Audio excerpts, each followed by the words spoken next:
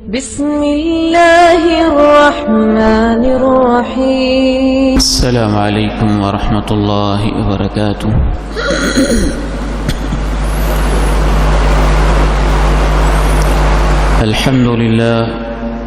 الحمد لله نحمده ونستعينه ونستغفره ونعوذ بالله من شرور أنفسنا ومن سيئات أعمالنا.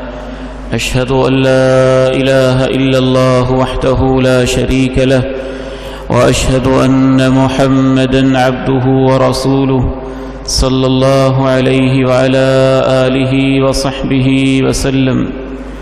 اللهم صل على محمد وعلى آل محمد كما صليت على إبراهيم وعلى آل إبراهيم إنك حميد مجيد.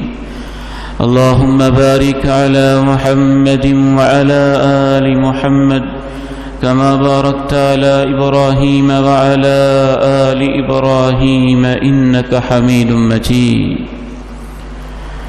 رب اشرح لي صدري ويسر لي أمري واحلل عقدة من لساني يفقه قولي. اللهم طهر قلبي من النفاق وعملي من الرياء ولساني من الكذب وعيني من الخيانة فإنك تعلم خائنة الأعين وما تخفي الصدور. اللهم احفظنا من بين أيدينا ومن خلفنا وعن أيماننا وعن شمائلنا ومن فوقنا ونعوذ بك من أن نغتال من تحت أرجلنا. اللهم طهر قلبي من النفاق وعملي من الرياء ولساني من الكذب وعيني من الخيانة فإنك تعلم خائنة الأعين وما تخفي الصدور. أما بعد، فأعوذ بالله السميع العليم من الشيطان الرجيم من همزه ونفخه ونفثه. بسم الله الرحمن الرحيم. شهر رمضان الذي أنزل فيه القرآن هدى للناس وبينات من الهدى والفرقان.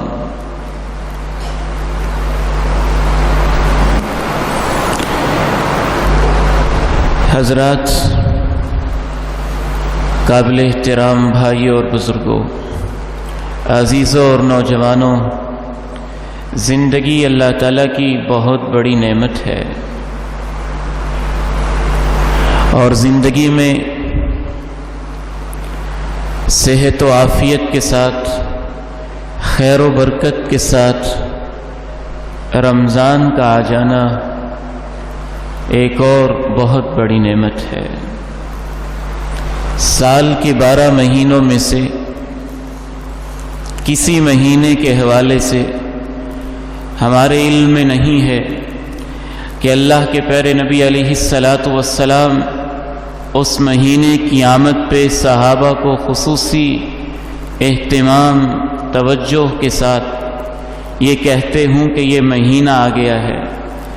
رمضان کا مبارک مہینہ وہ عظیم مہینہ ہے کہ امام الانبیاء سید المرسلین علیہ الصلوات والتسلیمات اپنے صحابہ سے کہتے، اتاکم شہر مبارک، اے میرے صحابہ تمہارے اوپر مبارک مہینہ آ گیا، برکتوں والا مہینہ، عظمتوں والا مہینہ، شانوں والا مہینہ۔ اس مہینے کی سب سے پہلی خصوصیت یہ ہے کہ اس مہینے میں اللہ رب العزت نے اپنے قرآن کو نازل کیا۔ شہر رمضان الذی انزل فیہ القرآن ھدی للناس وبینات من الھدی والفرقان فمن شہد منکم الشہر فلیصم۔ اس مہینے میں اللہ رب العزت نے قرآن عظیم کو لوح محفوظ سے آسمان دنیا پہ فرشتوں کو تھما دیا، ان کو دے دیا، ان کے حوالے کر دیا، اور قرآن مجید ایسی عظیم کتاب ہے جس پیغمبر پہ نازل ہوتا ہے، وہ افضل الرسل جس رات میں نازل ہوا، وہ رات سب راتوں سے اعلیٰ، اور جس سرزمین پہ نازل ہوا مکہ اور مدینہ، وہ دونوں شہر سب سے اعلیٰ و بالا، اور اللہ رب العزت نے جس امت کو قرآن دیا وہ امت ساری امتوں سے اعلیٰ، اور جس مہینے میں اللہ نے قرآن نازل کیا اس مہینے کو رب کریم نے برکتوں والا قرار دیا۔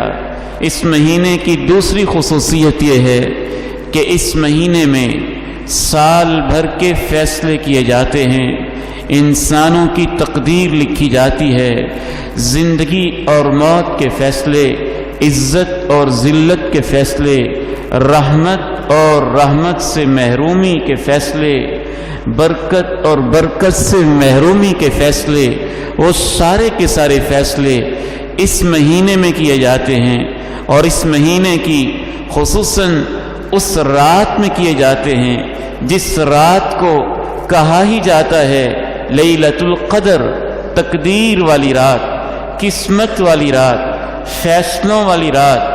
انا انزلناہ فی لیلۃ مبارکہ انا کنا منذرین فیہا یفرق کل امر حکیم امرا من عندنا انا کنا مرسلین فیہا یفرق کل امر حکیم۔ ہم نے اس قرآن کو مبارک رات میں نازل کیا ہے، اور اس رات میں ہر قسم کے دانشمندانہ معاملے کا فیصلہ کر دیا جاتا ہے، اس کی تقسیم کر دی جاتی ہے۔ اگر آپ اپنی عزت کے فیصلوں کو عزت کے فیصلوں میں محفوظ رکھنا چاہتے ہیں تو اس مہینے کی قدر کریں۔ آپ ذلت کے فیصلوں سے عزت کے فیصلوں کی طرف آنا چاہتے ہیں تو اس مہینے کی قدر کریں۔ آپ اگر محرومی کے فیصلوں سے سعادت، خیر اور برکت کے فیصلوں کی طرف آنا چاہتے ہیں تو اس مہینے کی قدر کریں۔ اس مہینے کی تیسری خصوصیت یہ ہے کہ اللہ رب العزت نے اس مہینے کے روزے رکھنا ہر عاقل، بالغ، باشعور، مرد و عورت، مسلمان پہ فرض قرار دیا ہے، بشرطے کہ وہ حالت سفر میں نہ ہو، بیماری میں نہ ہو، اسے کوئی شرعی عذر نہ ہو۔ تو شرعی عذر جس کو نہیں ہے اور وہ عاقل اور بالغ ہے تو اس پر رمضان کے مہینے کے روزے اللہ رب العزت نے فرض کیے ہیں، اور صرف فرض ہی نہیں کیے بلکہ دین اسلام کا جو بنیادی رکن ہے ان 5 ارکان میں سے اس مہینے کے روزوں کو چوتھا رکن قرار دیا ہے۔ فمن شہد منکم الشہر فلیصمہ، جو اس مہینے میں موجود ہو وہ روزے رکھے، اور جو بیمار ہو یا حالت سفر میں ہو فعدۃ من ایام اخر، تو جتنے روزے چھوڑے وہ بعد میں ان کی قضا دے، بعد میں ان کی تعداد گنتی کر کے مکمل کرے۔ تو اس مہینے کی تیسری خصوصیت کہ اللہ رب العزت نے اس مہینے کے روزے ہر عاقل و بالغ مرد و عورت کے اوپر جب کوئی شرعی عذر نہ ہو تو فرض قرار دیے ہیں۔ اس مہینے کی چوتھی خصوصیت اللہ رب العزت نے قرآن مجید میں، احادیث مبارکہ میں، اسلامی تعلیمات میں یہ بیان کی گئی ہے کہ اس مہینے میں ایک رات اللہ نے ایسی رکھی ہوئی ہے کہ اس رات کی جو شخص عبادت کر لے اور اسے اس کا ثواب نصیب ہو جائے تو اس ایک رات کی عبادت کی برکت سے اس کے نام اعمال میں 1000 مہینے سے بھی زیادہ عبادت کا ثواب لکھ دیا جاتا ہے۔ اس ایک رات کی عبادت اس کے نام اعمال میں یوں لکھی جاتی ہے جیسا کہ وہ تقریباً 84 سال تک یا اس سے بھی زیادہ اللہ کی عبادت میں لگا رہا ہے۔ اس مہینے کی 5ویں خصوصیت یہ ہے کہ جب یہ مہینہ شروع ہوتا ہے تو اللہ رب العزت جنت کے 8 دروازوں کو کھول دیتے ہیں، اور ایک دروازے کا نام ہی اللہ رکھتے ہیں، باب الریان، یہ اسپیشل VIP گیٹ، یہ انٹری صرف ان لوگوں کے لیے ہے جو روزے رکھتے تھے، نفلی بھی اور فرضی بھی، اور روزوں سے محبت کرتے تھے۔ اس مہینے میں جنت کے دروازے کھول دیے جاتے ہیں۔ اس مہینے کی چھٹی خصوصیت یہ ہے کہ اللہ رب العزت رمضان المبارک میں جہنم کے 7 دروازے بند کر دیتے ہیں اور کوئی دروازہ کھلا نہیں رہتا۔ اس مہینے کی 7ویں خصوصیت اللہ رب العزت نے یہ رکھی ہوئی ہے کہ اس مہینے میں اللہ سرکش شیطانوں کو، ظالم شیطانوں کو، بڑے بڑے شیاطین کو، باغی شیاطین کو پابند سلاسل کر دیتے ہیں، ان کو جکڑ دیتے ہیں، ان کو زنجیروں میں باندھ دیتے ہیں، پھر ان کو کھولا نہیں جاتا ہے۔ اس مہینے کی 8ویں خصوصیت، اللہ ایک فرشتے کی ڈیوٹی لگاتے ہیں، وہ آواز لگاتا رہتا ہے، یا باغی الخیر اقبل، رمضان کا مہینہ آ گیا ہے، رمضان کا چاند نظر آ گیا ہے، اے خیر کے چاہنے والے، اے خیر کے چاہنے والے، نیکی کے موسم بہار کی تلاش اور اس کے انتظار میں رہنے والے، تو پہلے بھی نیک ہے لیکن اب دوڑ لگا دے، آگے بڑھ، سبقت لے جا، کمپٹیشن میں آ، مقابلے میں آ، سبقت لے جا۔ نیکیوں کا سیزن، خیر کا مہینہ، برکتوں کا مہینہ تمہارے اوپر سایہ فگن ہو رہا ہے۔ اس مہینے کی اللہ رب العزت نے ایک اور خصوصیت، 8ویں خصوصیت اللہ نے رکھی ہوئی ہے کہ ایک اور فرشتہ وہ یہ آواز لگاتا ہے، یا باغی الشر اقصر، اے برائی کے چاہنے والے اب تو باز آ جا، بدکاری کرنے والے اب تو رک جا، چوریاں کرنے والے اب تو ٹھہر جا، ڈکیتیاں کرنے والے اب تو شرم کھا جا، چوکوں چراہوں پہ دوسروں کی عزتوں کو گھورنے والے اب تو حیا کر جا، شراب پینے والے اب تو باز آ جا، قطع تعلقی رشتوں کو توڑنے والے اب تو کچھ رک جا، تھم جا، خیر کا مہینہ آ گیا ہے، برکتوں کا مہینہ آ گیا ہے، رحمتوں سعادتوں کا مہینہ آ گیا ہے۔ اس مہینے کی 9ویں خصوصیت اللہ رب العزت نے اس قدر عظیم رکھی ہے کہ انسان حیران اور دنگ رہ جاتا ہے۔ کھانا تو ہم پہلے بھی کھاتے تھے، ناشتے تو ہم پہلے بھی کرتے تھے، دسترخوان تو پہلے بھی سجتے تھے، لیکن کل صبح جو دسترخوان سجے گا سحری کے وقت، اللہ مجھے اور آپ کو اتنی زندگی نصیب فرمائے کہ ہم اس مہینے کو مکمل پائیں، خیریت کے ساتھ گزاریں، اور اس میں ہمارے لیے برکتیں بھی اللہ لکھ دے۔ کل جو ہم سحری کریں گے اللہ کی توفیق سے سحری کا انتظام ہو رہا ہوگا، مائیں بہنیں کچن میں کھانے تیار کر رہی ہوں گی، بھائی نوجوان بزرگ اور بیٹے دسترخوان پہ بیٹھے ہوں گے، یہ پیٹ اپنے بھرتے ہوں گے، اور اللہ رب العزت اپنے فرشتوں سے کہتا ہوگا ان کے لیے رحمت کی دعائیں کرو، ان پہ اللہ رحمتیں بھیجتا ہوگا۔ میرے بندے کھانا تو پہلے بھی کھاتے تھے لیکن اب یہ اپنی مرضی کے لیے نہیں کھا رہے، وہ کیسا مہینہ ہے، بھوک بھی نہیں ہے۔ صبح کون کھاتا ہے؟ فجر سے پہلے کون کھاتا ہے؟ کتنی اس وقت بھوک ہوتی ہے، کتنا دل چاہ رہا ہوتا ہے۔ روزے کی شان ہی یہ ہے، کھاتے بھی ہیں تو اللہ کے لیے، رکتے بھی ہیں تو اللہ کے لیے، سحریاں بھی ہیں تو اللہ کے لیے، پیاس بھی ہے تو اللہ کے لیے، بھوک بھی ہے تو اللہ کے لیے، نوالے بھی اندر ڈالتے ہیں تو زبردستی اللہ کے لیے۔ اللہ ہمیں بھوک ہے یا نہیں؟ تیرے نبی کی سنت تو ہے نا، ہم صبح صبح اٹھ گئے ہیں، کھانے کھا رہے ہیں، سحریاں کر رہے ہیں، زبردستی بے شک کھا رہے ہیں، تیرے نبی کی سنت کی خاطر، تیری رضا کی خاطر کھا رہے ہیں، تو وہ کھانے عام کھانے کب رہ جاتے ہیں؟ تسحروا فإن فی السحور برکہ، اللہ کے پیارے نبی نے فرمایا سحری کھایا کرو، بے شک دل نہ بھی چاہتا ہو تکلف سے کھایا کرو، اہتمام سے کھایا کرو، کوشش کر کے کھایا کرو۔ فَإِنَّ فِي السُّحُورِ بَرَكَةً، سحری کے کھانے میں اللہ کی برکتیں نازل ہوتی ہیں، فرشتے تمہارے لیے دعائیں کرتے ہیں، اللہ اپنی رحمتیں بھیجتا ہے۔ وہ کیسا منظر ہوتا ہے سحری کا۔ اس مہینے کی رب کریم نے 10ویں خصوصیت یہ رکھی ہے کہ سحری کھانے کے بعد جب پھر بھوک لگتی ہے، پیاس لگتی ہے، سانس تو آپ عام دنوں میں بھی لیتے تھے، لیکن کل جو آپ سانس لیں گے نا، یہ عام سانس نہیں ہوں گے۔ جب آپ کے منہ سے ایک سمیل سی نکلے گی، عرش معلیٰ تک پہنچے گی، اللہ کہیں گے روزے دار تیرے منہ سے نکلنے والی سمیل مجھے کستوری کی خوشبو سے بھی زیادہ پیاری لگتی ہے۔ اس مہینے کی رمضان کی 11ویں خصوصیت رب عظیم، رب کریم، رحمان و رحیم رمضان کے مہینے میں یوں سرٹیفکیٹ جاری کرتے ہیں، پھر روزے داروں کو جہنم سے آزادیاں دیتے ہیں۔ اتنی آزادیاں للہ اتقاء من النار وذلك فی کل لیلۃ من رمضان۔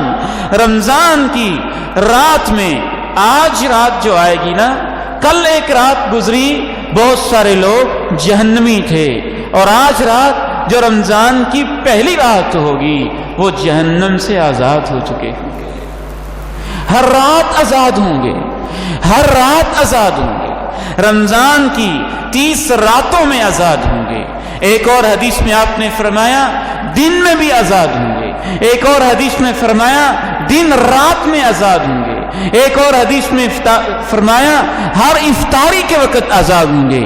پتہ یہ چلتا ہے رمضان کے دنوں میں جہنم سے آزادی، رمضان کی راتوں میں جہنم سے آزادی، رمضان کی افطاریوں میں جہنم سے آزادی، اور جتنی پورے مہینے میں آزادیاں ہوں گی۔ ایک روایت اگرچہ بعض محدثین نے اسے ضعیف کہا ہے، لیکن بڑی عظمت والی، بڑی شان والی، بڑی امیدوں والی حدیث ہے۔ آپ نے فرمایا کہ ہر روز 60,000 لوگ جہنم سے آزاد ہوتے ہیں، اور جب رمضان مکمل ہو جاتا ہے تو جتنے رمضان میں آزاد ہوتے ہیں، فطر والے دن اتنے ایک دن میں اللہ آزاد کر دیتا ہے۔ اس مہینے کی 12ویں خصوصیت اللہ رب العزت نے یہ رکھی ہے کہ اس مہینے میں خصوصاً رمضان روزے کی حالت میں دعائیں قبول ہوتی ہیں۔ جو دعا بھی کی جائے رب کریم اسے قبول فرماتا ہے۔ بھوکے انسان کی دعا، پیاسے انسان کی دعا، روزے دار کی دعا، روزے دار کی دعا، ثلاث دعوات مستجابات، 3 قسم کی دعائیں اللہ قبول فرماتا ہے۔ ان میں سے ایک دعا روزے دار کی دعا ہوتی ہے۔ وہ روزہ دار فجر کے وقت دعا کرے، وہ روزہ دار 10-11 بجے دن کے دعا کرے، وہ روزہ دار ظہر کے وقت دعا کرے، وہ روزہ دار سپہر کے 3-4 بجے دعا کرے، وہ روزہ دار افطاری کے وقت دعا کرے، وہ جب بھی دعا کرے روزے دار کی دعا قبول ہوتی ہے۔ خصوصاً افطاری کے وقت زیادہ قبول ہو سکتی ہے۔ ممکن ہے کہ دن بھر کی مزدوری لینے کا وقت آیا ہے، اس وقت اللہ زیادہ ہی قبول کریں، لیکن اس حدیث میں آپ نے یہ نہیں کہا صرف افطاری کے وقت، کہا 3 دعائیں رد نہیں ہوتی، ان میں سے ایک دعا روزے دار کی دعا ہے، اور روزہ تو صبح سے شروع ہو جاتا ہے، تو اسی وقت سے جب سے آپ کا روزہ شروع ہوتا ہے افطار تک مکمل دن آپ کے لیے قبولیت دعا کا وقت ہوتا ہے۔ جی بھر کے دل لگا کے اللہ رب العزت سے اس مہینے کے اندر آپ دعائیں کریں۔ وقت اجازت نہیں دے رہا، وگرنہ خصوصیات گنی جائیں تو وہ 20 سے اوپر چلی جاتی ہیں، 2 درجن تک پہنچ جاتی ہیں۔ کیا کیا عظمتیں ہیں، کیا کیا رحمتیں ہیں، کیا کیا برکتیں ہیں جو رمضان کے مہینے کے ساتھ رب کریم نے وابستہ کر رکھی ہیں۔ آخر میں 1-2 باتیں عرض کر کے میں آپ سے اجازت چاہتا ہوں۔ یہ سعادتیں، یہ رحمتیں، یہ برکتیں ہر ایک کے لیے نہیں ہوتی ہیں، اسی کے لیے ہوتی ہیں جو لینا چاہتا ہے، اسی کے لیے ہوتی ہیں جو محنت کرتا ہے، اسی کے لیے ہوتی ہیں جو احساس کرتا ہے کہ رمضان آ گیا ہے، اسی کے لیے ہوتے ہیں جس کا دل دھڑکتا ہے کہ رمضان آ گیا ہے، میں اپنے اندر کوئی تبدیلی پیدا کروں۔ آپ سمجھتے نہیں کہ کتنی بڑی نعمت ہے یہ نئی وادی میں۔ گزشتہ دنوں ہمارے ایک حج کے ساتھی، ان کی جوان سال پوتی 14 سال کی عمر میں آپ نے جنازہ پڑھا، میں نے یہاں پڑھایا، مسجد میں ہوا۔ اس بیٹی کو اللہ جنت میں اعلیٰ مقام نصیب فرمائے۔ یوں کام کر رہی، گھر میں بیٹھی ہے نماز پڑھ کے، ماں نے کام کہا ہے اور وہ کہتی یہاں درد ہو رہا ہے، ماں کہتی بہانہ بناتی ہو، اندر جا کے لیٹتی ہے اور اللہ کو پیاری ہو جاتی ہے۔ زندگی تو اتنی سی ہے، نہ جانے کس موڑ پہ کیا ہو جائے، ہمیں کیا خبر۔ کتنی سعادت ہے کہ وہ مہینہ مل جائے جس میں جہنم سے آزادی مل رہی ہو، وہ مہینہ مل جائے جس میں اللہ کے پیغمبر اپنی امت کو مبارکباد دے رہے ہو کہ تمہارے اوپر مبارک مہینہ آ گیا ہے، یہ کہہ رہے ہوں کہ مبارک مہینہ آ گیا ہے، تاکہ اس کی تیاری کی جائے۔ کل ہی میں ایک 35 سال کی بیچاری خاتون کی نماز جنازہ پڑھ کے آئے۔ کتنے لوگ تھے جو اب ہم سے بچھڑ گئے، سحریوں افطاریوں کے دسترخوانوں میں ہمارے ساتھ ہوتے تھے، اور اب ان کی یادیں ہیں بس، جو کبھی دل کو زخمی اور گھائل کرتی ہیں۔ لیکن اس کے باوجود بھی اگر ہم کوئی پلاننگ نہ کریں، کوئی منصوبہ نہ کریں، کوئی اپنے آپ کو بدلے نہ، تو پھر بدقسمتی بھی بہت ہے، محرومی بھی بہت ہے۔ آمنہ کے لال منبر پہ تشریف فرما ہوتے ہیں، آمین آمین آمین کی صدا بلند کرتے ہیں۔ صحابہ پوچھتے ہیں کس بات پہ آمین کہا؟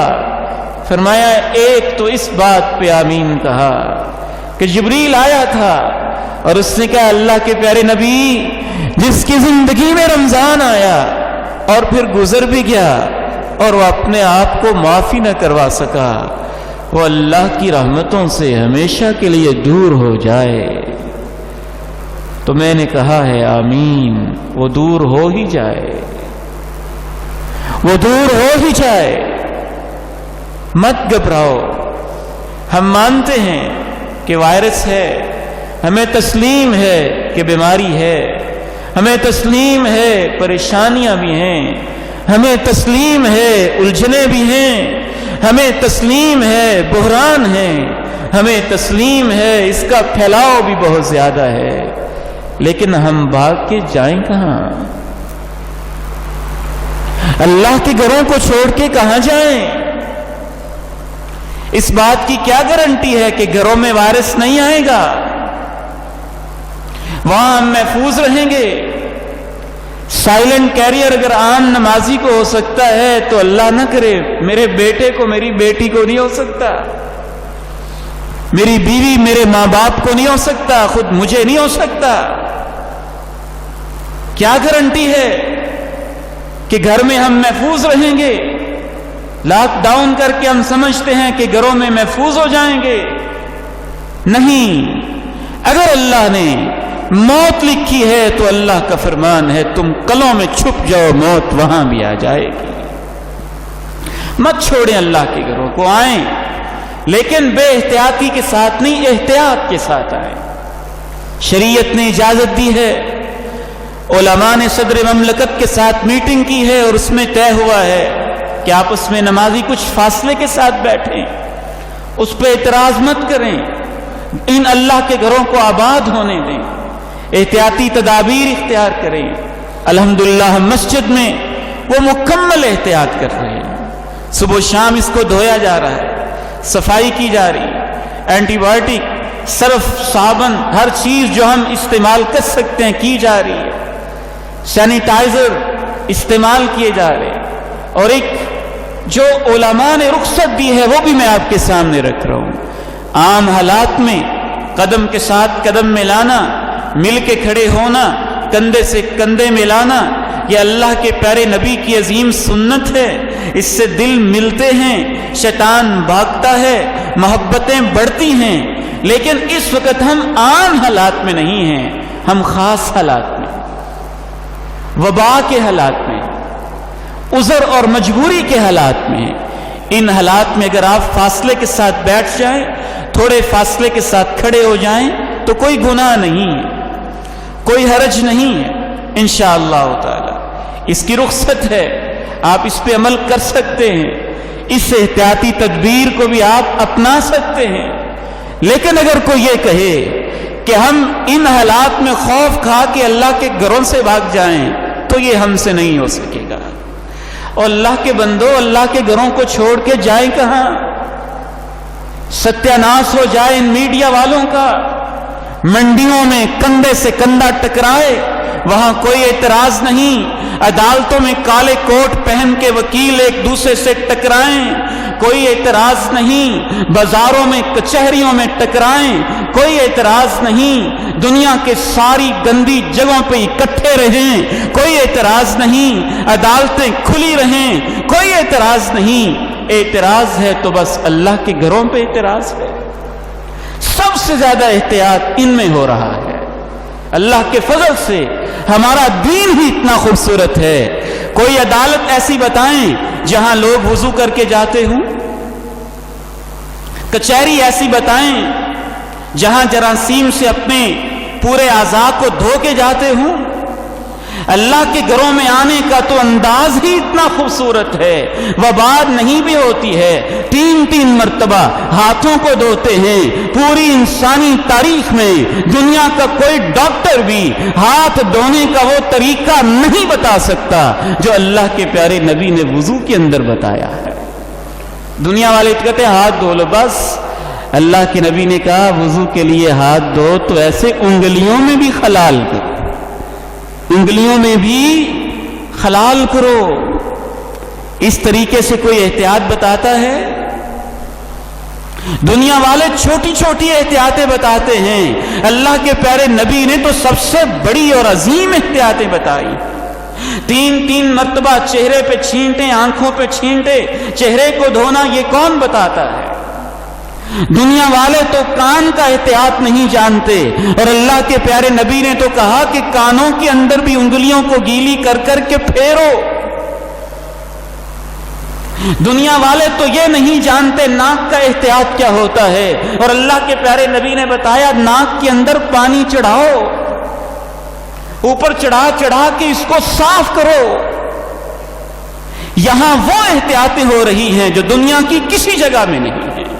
بد نصیب ہیں وہ لوگ اس کے باوجود جن کو مسجد مسجد، مولوی مولوی، نماز نماز، بس اسی سے خطرہ نظر آتا ہے۔ ہم احتیاطیں کریں گے اور پوری کریں گے، فاصلے کو بھی اپنائیں گے، ساری ہدایات پہ عمل کریں گے، لیکن ہم مسجدوں سے بھاگ جائیں، یہ ظلم ہم سے نہیں ہو سکے گا، یہ ہم سے نہیں ہو سکے گا۔ ہم تو ان کے لیے جان دینے والے لوگ ہیں۔ مرنا ہے تو سجدے کر کر کے ہی کیوں نہ مریں، رب کے پاس جانا ہے تو سجدے کر کے ہی کیوں نہ جائیں، اللہ سے تعلق نبھا کے ہی کیوں نہ جائیں۔ اس سے تو امیونٹی مضبوط ہوتی ہے، اللہ پہ توکل ملتا ہے۔ اللہ کے بندو، رحمت کے دروازوں کو بند کر دو گے تو انسان تو مایوس ہو جائیں گے۔ رب کے گھر ہی بند ہو جائے تو امیدیں کہاں سے ملے گی، روشنی کی کرنیں کہاں سے ملیں گی، انسان کے اندر کی قوت مدافعت کی مضبوطی کہاں سے ملے گی؟ اس لیے بالکل بے احتیاطی بالکل اختیار نہ کریں۔ مسافے سے احتیاط ہو سکتا ہے، کر لیں، کوئی حرج نہیں ہے۔ اگر کوئی محبت سے کرتا ہے تو مسافہ کر کے بعد میں ہاتھ دھو لیں، یہ بھی احتیاط ہو سکتی ہے، لیکن اوائڈ کر لیں تو زیادہ اچھی بات ہے۔ جب ڈاکٹرز کہہ رہے ہیں کہ مسافے سے یہ بیماری پھیلتی ہے تو آپ چند دن احتیاط کر لیں، کیا حرج کی بات ہے؟ فاصلہ کر لیں، اچھی بات ہے۔ مساجد کو دھوئیں، صاف ستھرا رکھیں، بہت اچھی بات ہے۔ سینیٹائزر استعمال کریں، بہت اچھی بات ہے۔ لیکن آپ مسجدوں سے بھاگ ہی جائیں تو جائیں گے کہاں؟ جائیں گے کہاں اللہ کے گھروں کو چھوڑ کے؟ اللہ کے گھر تو بعض بیچارے غریبوں کے گھر ایسے تنگ ہیں کہ یہاں تو 4 فٹ کے فاصلے پہ بیٹھتے ہیں، وہ 4 فٹ کی چارپائی پہ 4 لوگ اکٹھے بیٹھتے ہیں۔ آپ ان کو مسجدوں سے بھگا کے ان تنگ گھروں میں بند کر کے اور مارنا چاہتے ہیں، اور بیماریوں میں ملوث کرنا چاہتے ہیں۔ اس لیے میں پورے جہاں جہاں تک میری آواز پہنچتی ہے کہنا چاہتا ہوں کہ اللہ کے گھروں کی جان چھوڑ دو۔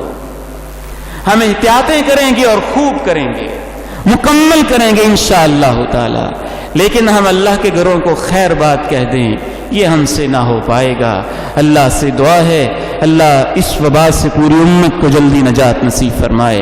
وآخر دعوانا الحمدللہ رب العالمین۔